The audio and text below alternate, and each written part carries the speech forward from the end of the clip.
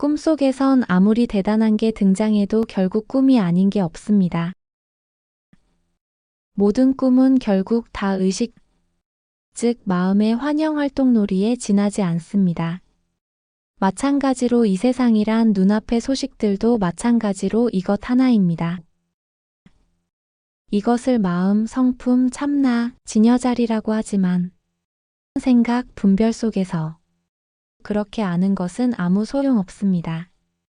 중요한 것은 모든 오온의 분별 활동을 끝까지 정견함으로써 일체가 모두 공이며 분별행 위조차 바로 이것임을 봐야 합니다. 옛날 백운산 깊은 곳에 사람의 발길이 닿지 않는 절 하나가 있었다. 그 절에는 무감선사라는 고승이 있었고 그를 찾아온 한 젊은 수행자 진호가 있었다.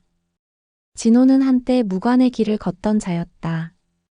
전쟁에서 동료를 잃고 피비린내에 질려 모든 걸 버리고 산으로 올라온 사내였다. 하지만 그의 마음은 여전히 불처럼 들끓고 있었고 머리는 쉼없이 선의 뜻을 쫓고 있었다. 어느 날 그는 선사에게 분노 섞인 목소리로 물었다. 스승님, 이 세상은 고통뿐입니다. 죽고 싸우고 빼앗기고 잃는 일뿐입니다. 그런 세상에서 공하다, 꿈이다 하는 말이 무슨 의미가 있습니까? 그런 건 현실 도피일 뿐 아닙니까? 선사는 조용히 눈을 감고 차를 따랐다. 그리고 단 한마디만 내뱉었다. 그럼 차를 끓여오너라. 진호는 어이없어 했다. 그러나 말없이 일어나 차를 끓이러 부엌으로 향했다. 하지만 부엌에 도착하자 그는 멈칫했다. 불길이 부엌 안을 휘감고 있었다. 화로가 넘어졌고 장작불이 볏짚에 옮겨 붙은 것이다. 불길은 빠르게 치솟고 있었다. 진호는 당황했지만 순간 선사의 말이 떠올랐다. 차를 끓여오너라. 그 말이 이상하게 명령처럼 들렸다. 진호는 주변에 물을 퍼붓지도 않고 도망치지도 않고 불 속으로 뛰어들었다. 가마솥에 물을 올리고 연기 속에서 기침을 참으며 차를 우리고 찻잔에 담아 마침내 땀과 그을음으로 뒤덮인 얼굴로 다시 선사 앞에 섰다. 그가 떨리는 손으로 찻잔을 내밀자 선사는 조용히 찻잔을 받아들고 한 모금 마셨다. 그리고 말했다. 그래, 이것이 선이다. 진호는 말이 없었다. 그러자 선사가 눈을 치켜떴다. 너는 지금 불 속에서도 차를 끓였다. 생각도 멈추고 두려움도 멈추고 오직 차를 끓인다는 그 한 가지에 집중했지. 그때 너는 아무 두려움도 고통도 없었다. 오직 지금 이 순간 차였을 뿐. 세상살이도 인생의 고통도 다르지 않다. 불길이 있는 가운데서도 그저 지금 해야 할 것을 하면 된다. 그럴 때 너는 깨닫게 된다. 모든 고통은 마음이 덧붙인 것이고 삶은 단지 찬물 끓는 순간과 같다. 진호는 그 자리에 무릎을 꿇고 울었다. 차가운 바람이 휘돌아 절 마당을 스쳐가고 방금 그가 가져온 찻잔엔 연기처럼 가벼운 김이 피어올랐다.